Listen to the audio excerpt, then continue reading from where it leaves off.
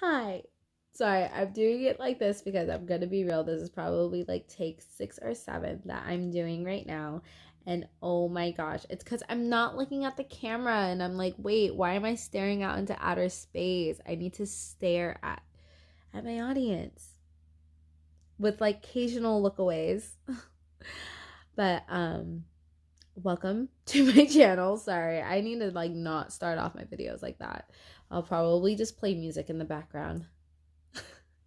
So, technically it is still Monday, but I want to do my videos at least a day, if not more, ahead of time.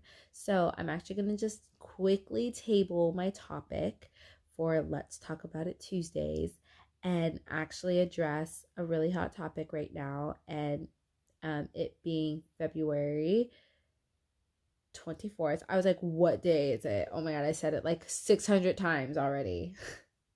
um, I do want to talk about Gigi and Kobe Bryant's memorial service.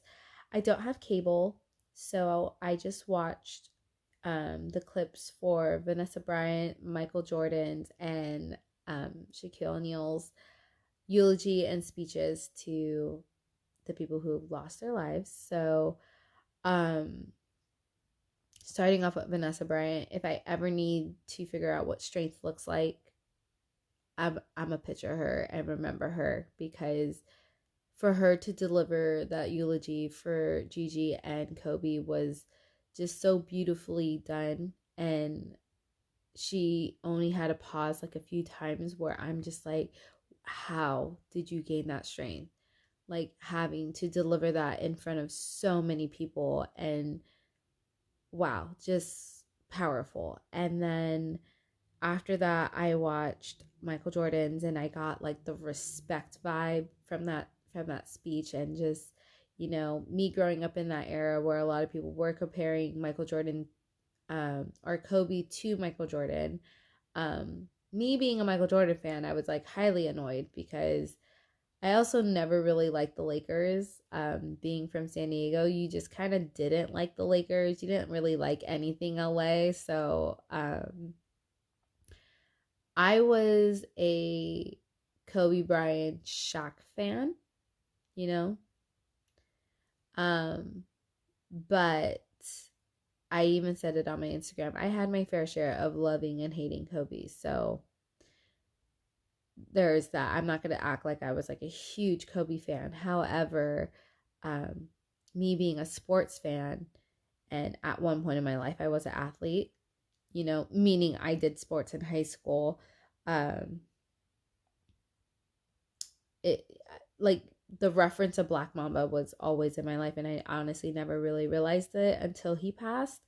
I felt like my life played a flashback for me and made me realize every moment that Kobe was referenced, and you know his diligence to being great and his dedication of to his craft, and how that you know transparent into my life and how I want to be great in the things that I do. So yeah. But Shaq's was great, like about 6 minutes long, and was like the comedic relief I feel like I needed to watch after Michael Jordan, and definitely after Vanessa's. Um Favorite moment was him saying, there's no I in team, and Kobe saying there's an ME. And honestly, like it's crazy because I've kind of always had that mentality. Like I do very much so work very well with others. However, whenever I'm in a group project, I mainly make sure that what I was designed or designated to do, I do my very best at it. And then I worry about the group. You know, um I feel like I've always been that way. Like I look at things at a bigger picture, but I also now, even more than ever, um I look out for myself. Like I make sure that I'm okay, because in retrospect, I'm not meaning that in a selfish way. I'm meaning it in, how can you take care of others if you can't take care of yourself? How can you inspire others if you can't even inspire and motivate yourself? So I just feel like a lot of things do start with you, and a lot of things do start with I and me before you could do a we and an us type of situation. So thought that was kind of funny hearing Shaq say that. But yeah, I just wanted to just quickly touch base on that and just give my opinions and my feelings on that. And honestly give my final, rest in peace to everyone that lost their lives that day. And hopefully one day I could amount to that type of greatness that Kobe has and impact the world as much as he has. So now switching gears before I start crying. So let's talk about it Tuesday. My topic for today is actually being vegan. I was going to do this earlier in the month, but I really wanted to give myself and my body the time to really adjust into being vegan and really seeing it for myself, how it has affected my lifestyle and just the way I live. And I became fully vegan in January, meaning like I was in transition in December. So I was like still eating dairy and things. I wasn't really eating meat. I think I had meat. I had meat four times out of the month in December. Once was a Korean barbecue, another Korean barbecue. I had a beef burrito, and then I had Crab Hut. So those were the four times that I had meat. And then my last meal was spaghetti because I didn't think I was going to be able to have spaghetti anymore. But that was a lie because that's all I eat right now. Well, not all that I eat, but that's my favorite food. So I honestly, I binge on it. So I kind of just answered one of the questions that I have. So the way I'm doing this, let's talk about it, is I'm really just addressing my experience, my opinions, and really addressing the questions that I get asked a lot about being vegan. So the first one is the famous why. So I became vegan because I really do care about animals, and I'm not saying that if you eat animal product that you don't care. It's just your level of it is different. And I'm saying that with the most respect. I'm only like a 2-month old vegan. It wasn't an easy choice in the sense of I was introduced to veganism like 4 years ago, maybe longer than that, and I was like meh, laughed at the fact of how much I loved meat. And even though I'm lactose and shouldn't be eating dairy, I still did. I mean, ice cream is like the love of my life. So even when I found out that I was lactose, I was so devastated because yeah, it sucks eating dairy and then literally having to run to the bathroom in 20 minutes. That's not fun. But I still get to eat ice cream now. There's a lot of dairy-free options, so I'm not missing out on that at all. I actually just bought a pint of ice cream from Salt and Straw that is their banana peanut butter tofu swirl. I was like, tofu, oh hell no.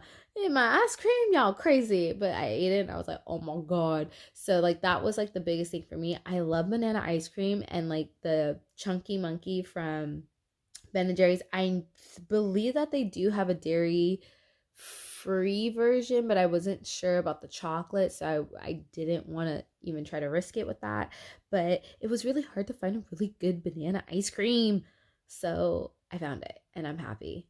So yay. But yes, that is why I became vegan. I want to leave a less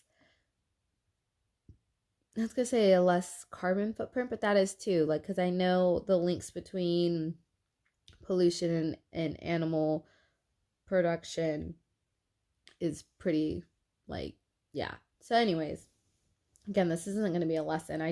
This is not here to convince you to be vegan at all.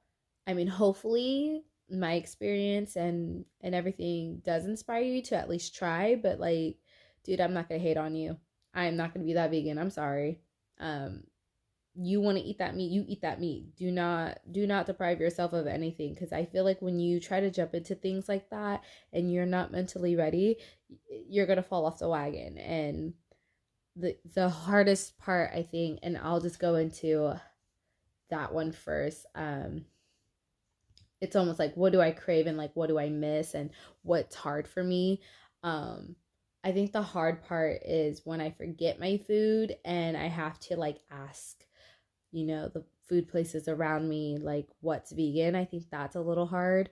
um but like once I bring my food, like I'm okay. I don't really crave anything anymore. I really do like miss hot Cheetos because I've been eating hot Cheetos since I was like 7 years old, if not younger. No, definitely 4. I was 4 years old when I was eating hot Cheetos. So like hot Cheetos has been in my life for a really long time. So like giving that up was actually pretty rough. Um, but I manage and I just eat a lot of spicy food, which is fine with me because I realize that that's why I'll crave hot Cheetos. I mean, I do love the taste of hot Cheetos. I ended up buying paprika because of that, and I realized that that's the actual seasoning that I like from hot Cheetos. So, yeah. If someone could find me some hot Cheeto flavoring that's vegan, I'll love you forever. Because that's honestly why that's what I crave. It's not the Cheeto itself, because I actually don't like Cheetos, like regular Cheetos. I'll eat them, but like if they're regular Cheetos, they have to be the Cheeto Puffs. But then like hot Cheeto Puffs, I will choose over regular Cheetos. So it's not the Cheeto, it's the seasoning. Um, and while I'm saying that, that is exactly how and the reason why I went vegan. One of my friends said, "You do not like the taste of meat." And I literally looked at her and was like, "You're freaking crazy." Yes, I do. I love meat. Oh my God. Oh my God. I hate that I said it like that. But anyways, um, this is like Korean barbecue, eat my steak, like barely cooked. Like, girl, I used to love meat. But when she said, "You don't like the taste of meat, you like the way it's seasoned," I was like, "I don't understand what you mean by that." She was like, "Okay, next time you go to Korean barbecue, go ahead and have a piece of meat that's not seasoned." And I'm like, "Well, the only piece of meat that's not seasoned is brisket. And that usually has fat." She's like, "Okay, take the fat off of brisket because you know that there's flavor in fat." She's like, "Don't like char it because there's flavor in charring." She's like, "Literally cook the meat, just regular meat. Don't eat it with rice. Don't dip it in any of the sauce." She's like, "Just eat it." And I was like, I'm still gonna like it in my brain. Like, I was like,